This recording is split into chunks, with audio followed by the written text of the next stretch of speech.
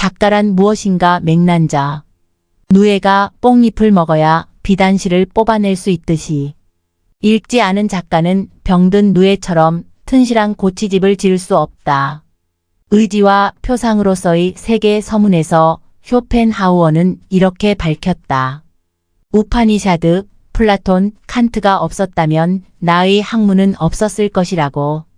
버마이려 사상의 우파니샤드 철학은 모든 종교적 신앙의 원천이라고 말한 이는 올더스 헉슬리였다. 아일랜드의 시인 예이츠는 인도의 승려 프로히트 스와미를 만나 우파니샤드를 영역하고 상대성과 분별심을 뛰어넘는 니르바나의 성취로 존재의 통일을 깨닫는 비전을 쓸 수 있었다. 문학 작품이란 완벽하게 새롭게 창조되는 것이 아니라 그 이전 선조들과 문화가 남겨놓은 것을 조립하는 것에 불과하다던 롤랑 바르트의 말이 아니더라도 인간의 정신사는 역사를 무시할 수 없으며 선배의 족적을 답습하지 않을 수 없다.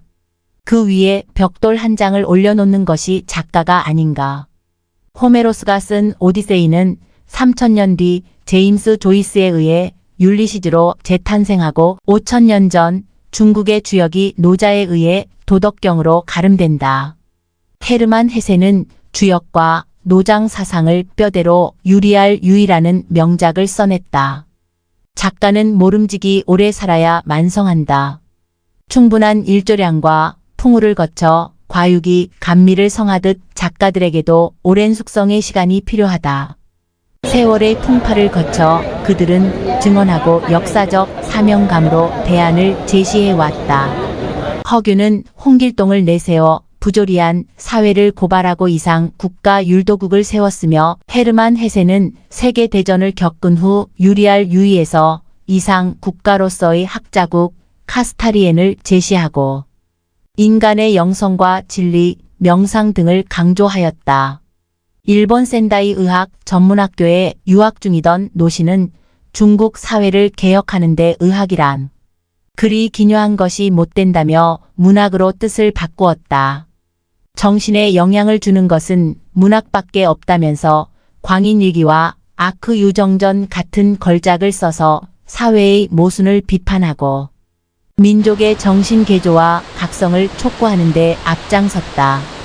노시는 소설 속에서 앞으로 사람을 잡아먹는 사람이 버젓이 살아가도록 허락하지 않을 것이며 미래 세계는 진정한 사람들만의 세상이 될 것이라고 예언했다.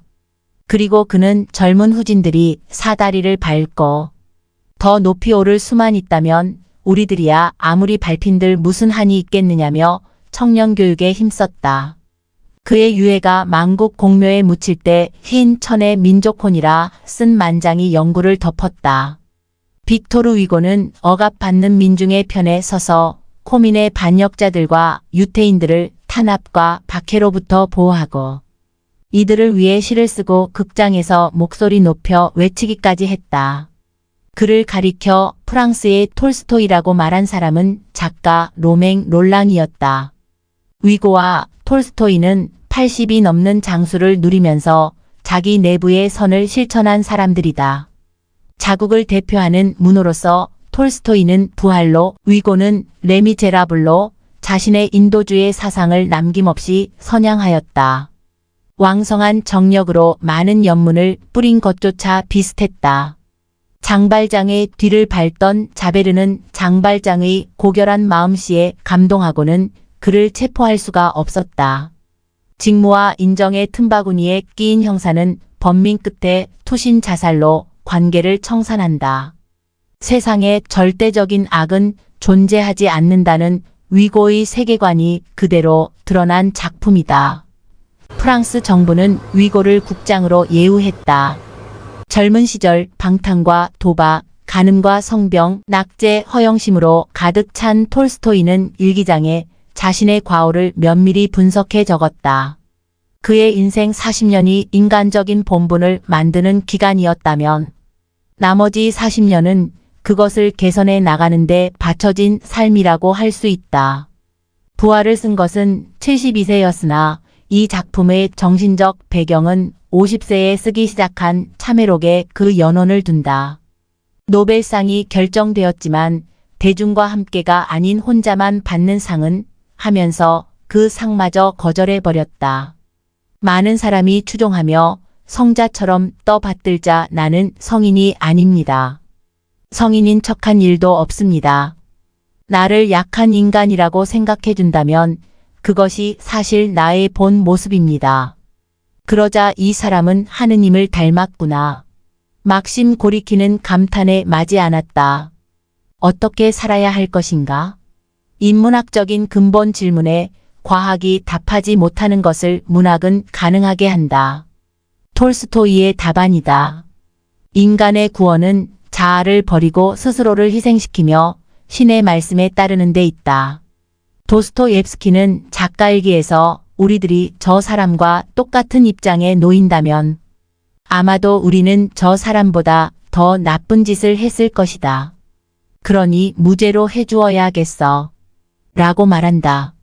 악령에서 스테파니 임종 직전에 한 말도 모든 사람은 모든 사람 앞에서 죄를 지었다. 이었다. 카라마조프의 형제들에서 조시마가 죽어가는 형에게 한 말도 이것이었다. 작가가 우리에게 진짜 하고 싶었던 말은 무죄 용서 이것이었을 것이다. 죄를 거쳐 예수로 D.H. 로렌스의 말대로 그는 거기까지 도달한 사람이었다.